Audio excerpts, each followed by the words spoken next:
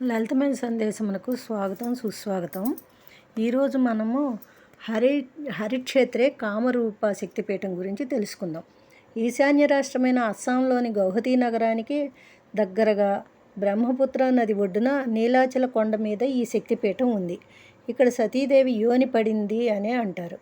ఇక్కడ ఏ అమ్మవారి విగ్రహము ఉండదు. గుహలోపల ఒక రాయి మీద యోని ఆకారమే ఉంటుంది, అంతే. ఈ అమ్మవారి గుడిలో క్షుద్ర పూజలు ఎక్కువగా జరుగుతాయి. జంతు బలులు కూడా ఇస్తారు. ఆది శంకరాచార్యులు సాత్విక పూజలు కూడా చేసుకునే విధంగా మార్చారట. మృగశిర కార్తి వెళ్ళి ఆర్ద్ర కార్తి ప్రవేశించగానే అమ్మవారు రజస్వలవుతారట.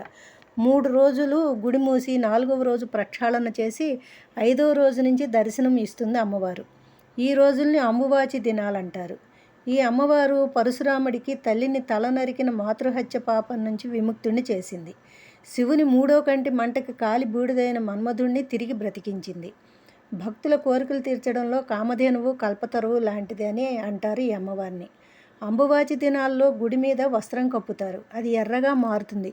ఆ తర్వాత దాన్ని చిన్న చిన్న ముక్కలుగా భక్తులకు ఇస్తారు. భక్తులు భద్రంగా పూజలో ఉంచి పూజిస్తారు.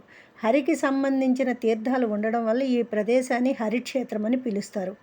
భగము అనగా యోని. ఇది సృష్టికి సృజన శక్తికి మూలంగా భావిస్తారు. అందుకే అమ్మని భగవతి అని అంటారు.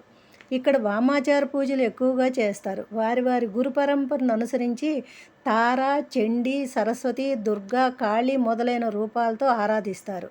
అన్ని గుళ్ళలో దర్శనానికి ముందు ప్రదక్షిణ చేస్తే ఇక్కడ దర్శనానంతరం ప్రదక్షిణ చేస్తారు. అంతేనండి. ఇంకో శక్తిపీఠం వివరాలతో మళ్ళీ కలుద్దాం. జై శ్రీరామ్.